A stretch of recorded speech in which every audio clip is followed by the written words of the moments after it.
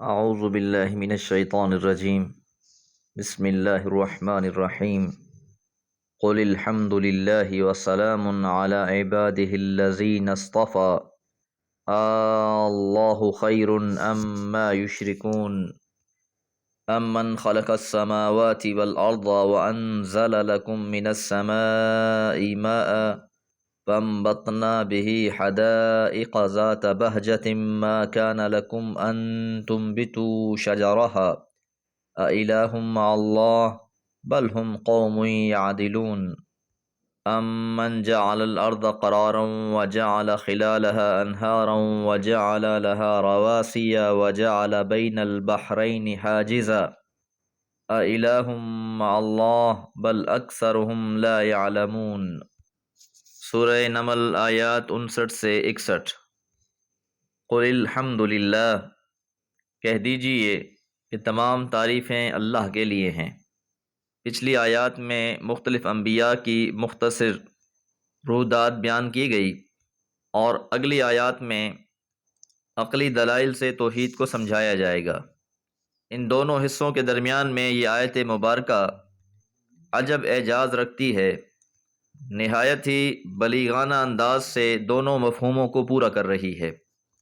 ایک طرف تو یہ بیان کردہ واقعات کے لیے تتمہ ہے، اور دوسرا آنے والے موضوع کے لیے ابتدائیہ۔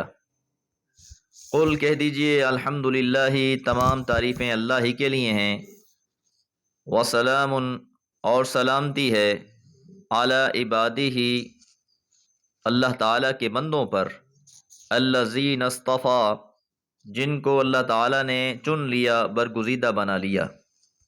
کہ جن انبیاء کا تذکرہ گزرا ہے، یہ سب اللہ تعالیٰ کے چنیدہ تھے۔ اپنی مخلوق میں سے اپنی دعوت کے لیے ان کو اللہ تعالیٰ نے چن لیا تھا۔ انہوں نے قوم کے سامنے اللہ کی دعوت رکھی، توحید کا پیغام پہنچایا۔ اب آگے اللہ فرماتے ہیں اللہ، یہ لفظ اللہ سے پہلے حمزہ استفہام کا ہے۔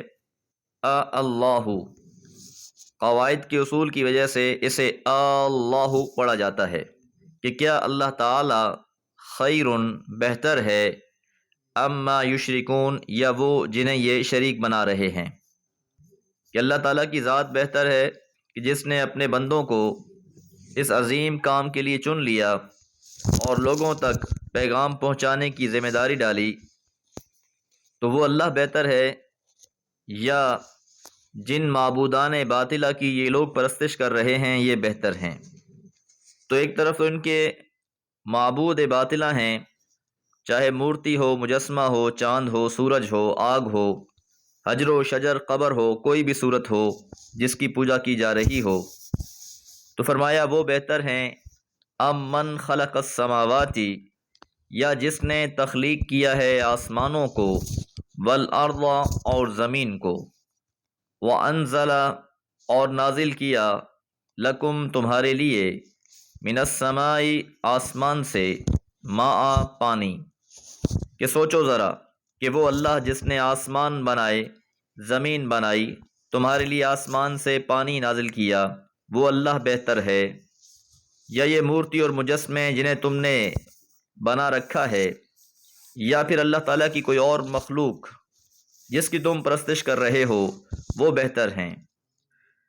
فَانبَتْنَا، پس پھر ہم نے اگایا، بِهِ، اس کے ذریعے سے، یعنی اس پانی کے ذریعے سے، حدائق، باغات، ذات بہجۃ، خوشنما۔ کہ اس پانی کو آسمان سے اتارنے کے بعد اس پانی کے ذریعے سے خوبصورت باغوں کو، خوشنما باغوں کو اللہ تعالیٰ نے اگا دیا۔ تو یہ اللہ تعالیٰ کا بہت بڑا احسان ہے تم پر کہ تم کھاتے پیتے ہو، اللہ کی نعمتوں کو استعمال کرتے ہو، اور پھر گیت کسی اور کے گاتے ہو۔ تو یہ اللہ ہی ہے جس نے زمین میں سے ہر چیز کو اگایا ہے۔ ما کان لکم، نہ تھا تمہارے امکان میں، یعنی تمہارے لیے ممکن نہ تھا، ان تنبتوا شجرہا، کہ تم ان درختوں کو اگاتے۔ زمین میں بیج تو بو سکتے ہو، لیکن اس زمین کے اندر سے اس دانے کو پھاڑ کر اس میں سے کونپل نکالنا، پھر یہ کومپل زمین کا سینہ چیرتے ہوئے ظاہر ہوتی ہے اور بالآخر پروان چڑھتی ہے، تو ایک ایک مرحلہ اللہ کی نگہداشت میں ہے، اسی کے اختیار سے اور اسی کے اذن سے یہ کام ہو رہے ہیں۔ اَإِلَٰهٌ مَّعَ اللَّهِ، تو کیا اللہ کے ساتھ کوئی اور بھی معبود ہے؟ کیا ان کاموں میں اللہ کا کوئی اور بھی شریک ہے؟ کیا کوئی اور بھی ہے جس نے آسمان بنائے ہوں، زمین بنائی ہو، آسمان سے بارش نازل کی ہو اور پھر اس بارش کے ذریعے سے زمین پر باغات اگا دیے ہوں؟